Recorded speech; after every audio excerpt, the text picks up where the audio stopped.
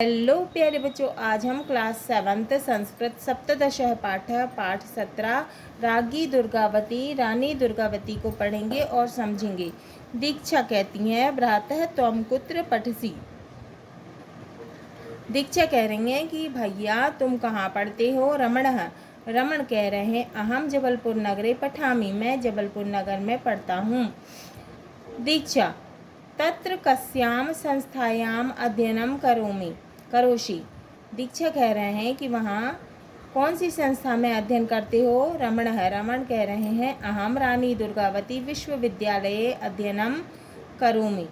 तो रमण कह रहे हैं कि मैं वहाँ रानी दुर्गावती विश्वविद्यालय में अध्ययन करता हूँ। दीक्षा महारानी दुर्गावती का आसीत यस्या नामना विश्वविद्यालयः प्रचलित। तो दीक्षा कहती हैं कि महारानी दुर्गावती कौन थी जिनके नाम से विश्वविद्यालय चलता है। ये है महारानी दुर्गावती का चित्र है। रमणः महाराज्ञी दुर्गावती मध्य प्रदेशस्य मंडला क्षेत्रस्य वीरांगना आसीत्। तो रमन कह रहे हैं कि महारानी दुर्गावती मध्य प्रदेश के मंडला क्षेत्र की वीरांगना थी। सा चंदेल राज्यपुत्री आसीत, वे चंदेल राज्य की बेटी थी। तस्या विवाहः उनका विवाह गोंडराज दलपत शाहेन सह अभवत। उनका विवाह गोंड राज्य के दलपत शाह से हुआ था। दलपत शाह गोंडवाना राज्यस्य राजधान्यां मंडला नगरे न्यवसत। दलपत राज गोंड राज्य की राजधानी मंडला में निवास रहते थे। विवाहात् चतुर्वर्षाणाम् अनन्तरं दलपतशाहः दिवंगतः। विवाह के 4 साल बाद ही दलपत शाह की मृत्यु हो गई थी। दीक्षा तदा दलपत शाहस्य पुत्रः नृपः अभवत किम। दीक्षा कह रही हैं तब दलपत शाह के पुत्र का जो पुत्र था वो राजा बना दिया गया था। क्या वो राजा बन गया था। रमणः आम हाँ। राज्ञः मरणोपरांतं तस्य अल्पवयस्क पुत्रः वीरनारायणः राजा अभवत। तो रमण कहते हैं हाँ, राजा के मृत्यु के पश्चात उनकी कम उम्र का जो पुत्र था वीर नारायण, वो राजा बना। दीक्षा केन कारणेन सा इयति प्रसिद्धा। तो दीक्षा कहती हैं कि किस कारण से वह इतनी प्रसिद्ध हुई। रमणः वीरनारायणः बालक एव आसीत्। वीरनारायण बालक था, अतः सा दुर्गावती चातुर्येण शौर्येण च राज्यमकरोत्, अतएव सा महाराज्ञी इति उपाधिना विभूषिता। अतः इसीलिए उस समय दुर्गावती ने वीरता और शौर्य से क्या किया, राज्य किया। इसीलिए उन्हें महारानी की उपाधि से विभूषित किया गया। इसीलिए वह महारानी की उपाधि से विभूषित की गई। दीक्षा तस्याः राज्यस्य वैशिष्ट्यं किम आसीत्। उनके राज्य की विशेषता क्या थी। रमण कहते हैं राज्ञी दुर्गावती धीरा वीरा च आसीत्। रानी दुर्गावती धीर और वीर थीं। राज्यकार्येषु युद्ध विद्यायां च प्रवीणा आसीत्। वो राज्य कार्य में और युद्ध विद्या में प्रवीण थीं। प्रजासु तस्याः पुत्रवत् स्नेहः आसीत्। उनका प्रजा से पुत्र के समान स्नेह था। प्रजा अपि तां माता इव अपश्यन्। तो प्रजा भी उन्हें माता के समान समझती थी। लोक कल्याणमेव तस्याम आदर्शः। लोक कल्याण से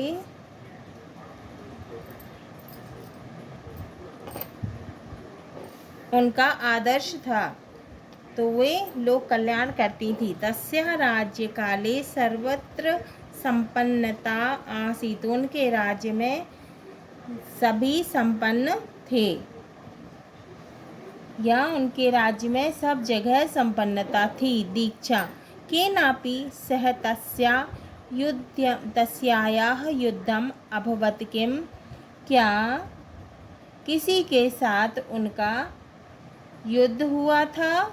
रमण कहते हैं आम, हाँ, अवश्यमेव, हाँ, अवश्य।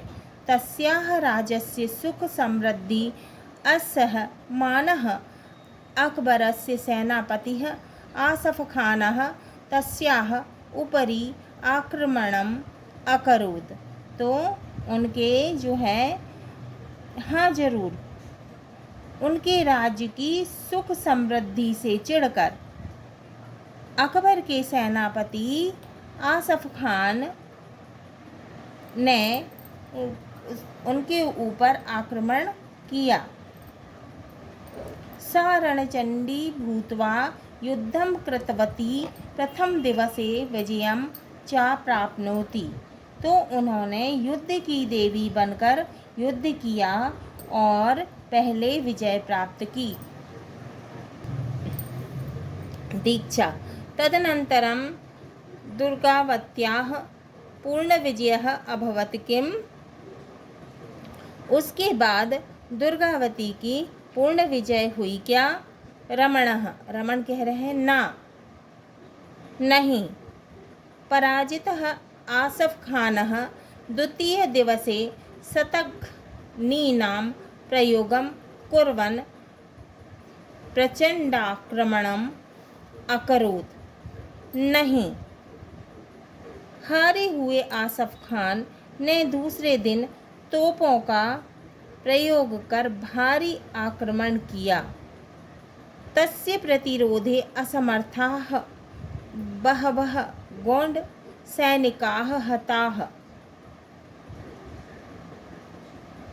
उसको रोकने में असमर्थ बहुत से गोंड सैनिक मारे गए। अस्मिन् युद्धे एकः बाणः तस्याः नेत्रे द्वितीयश्च कंठे लग्नः। फिर क्या हुआ? इस युद्ध में एक बाण जो है उनकी आँख में, और दूसरा कहाँ लगा? कंठ में, गले में। तथापि सा युद्धं कृतवती अन्ते मृत्युं समीपम् अवलोक्य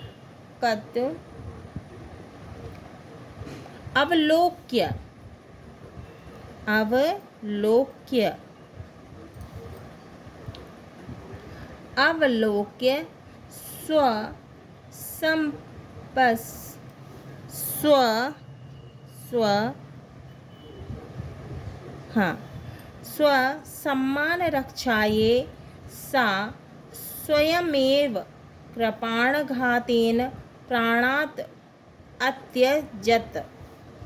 तो क्या किया उन्होंने? फिर वह युद्ध करती रही। अंत में उन्होंने मृत्यु को पास में देखकर अपने सम्मान की रक्षा के लिए रानी ने अपनी कटार से प्रहार कर प्राण त्याग दिए। दीक्षा इदम तु बहु कष्टकारकम। अब दीक्षा कह रही हैं, यह तो बहुत कष्टकारी बात है। रमणः आम, हाँ, तस्याः बलिदानम अधुनापि जनाः स्मरन्ति। हाँ, क्या कह रहे हैं रमण? हाँ, उनका बलिदान आज भी लोग याद करते हैं। जबलपुर मंडला मार्गे तस्याः समाधिः अस्ति। जबलपुर मंडला मार्ग में उनकी समाधि है।